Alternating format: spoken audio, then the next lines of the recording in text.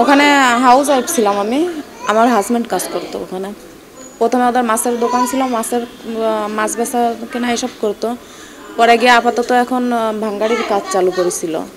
আগে থেকেও ছিল ভাঙ্গাড়ির, তা ওটা এখনও চালু ছিল, তা ওটাই করতো এখন। আর হঠাৎ করে বাংলাদেশি সব উঠাই নিচ্ছে, তো এই কারণে উঠাই নিচ্ছে আমাদের। যে 26 দিন রাখিছিল, খাওয়া দাওয়া কি অন্য কিছু কোনো কষ্ট দিইনি আমাদের, ভালোভাবেই রাখিছিল, যেটা দরকার সেটা দিছিল।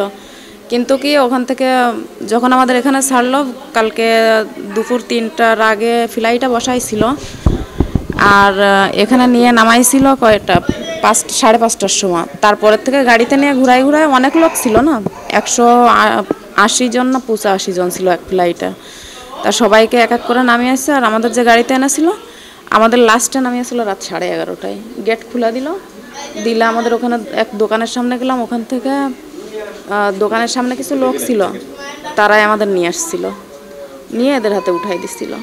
এখন কি চাবো, ছোট ছোট বাচ্চা আছে বাড়ি, তাদের জন্য যখন ওখানে গেছিলাম কষ্ট করছিল, তা এখন মনে করেন যে এখানে যদি তেমন সুযোগ থাকে তাহলে বাইরে যাওয়ার কোনো প্রশ্নই আসে না।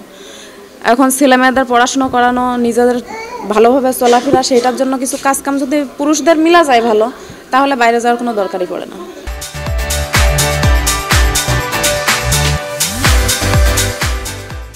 আমরা স্বামী স্ত্রী একসঙ্গে গেছিলাম, এক জায়গায় ছিলাম, একসাথে কাজকাম করছি। আমাদের একটু জায়গা ছিল, দালালের চক্রয় পড়ে আমার সেই জায়গাটুকু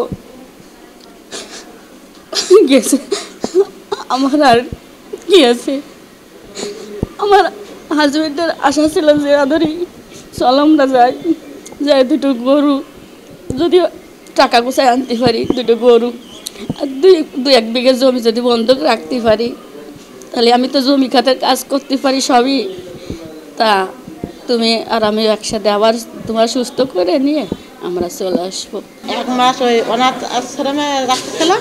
1 মাস পরে আমাদেরকে বাংলাদেশ পাঠা দিচ্ছে, কালকে কুচবিহার।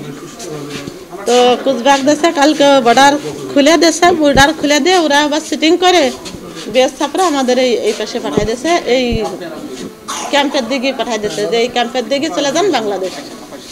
ওরা একটা চালাকি করে আমাদের ক্যাম্পের দিকে দিয়ে দিয়েছে, আমাদের ফাঁকা মাঠ দিয়ে দেখাই দিচ্ছে। ওরা রুমির থেকেই ধরে নিয়ে এসে ধরে এনে ওরা 1 মাস অনাথ আশ্রমে রাখিছে।